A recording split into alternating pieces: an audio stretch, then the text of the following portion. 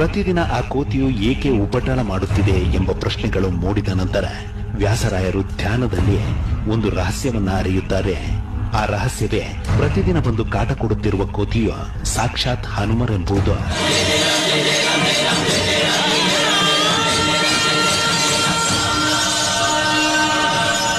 ಸಾಕ್ಷಾತ್ ಪ್ರಾಣದೇವರೇ ಕೋತಿಯ ರೂಪದಲ್ಲಿ ಬಂದಿರುವುದನ್ನ ಅರಿತ ವ್ಯಾಸರಾಯರು ಹೇಗಾದರೂ ಮಾಡಿ ಅವರನ್ನ ಪ್ರಸನ್ನ ಮಾಡಿಕೊಳ್ಳಬೇಕೆಂದು ನಿರ್ಧರಿಸಿ ತಮ್ಮ ಯೋಗ ಶಕ್ತಿಯಿಂದ ಆಂಜನೇಯ ಸ್ವಾಮಿಯ ಯಂತ್ರವನ್ನ ಬರೆಯುತ್ತಾರೆ.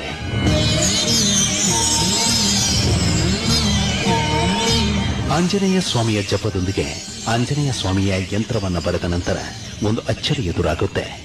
ಕಾಟವನ್ನ ಕೊಡುತ್ತಿದ್ದ ಕೋತಿಯು ಹನುಮ ರೂಪವನ್ನ ತಳೆದದ್ದು. ಆ ಹನುಮರು ಬಂದು ಯಂತ್ರದೊಳಗೆ ಯೋಗ ಮುದ್ರೆಯಲ್ಲಿ ಕುಳಿತದ್ದು.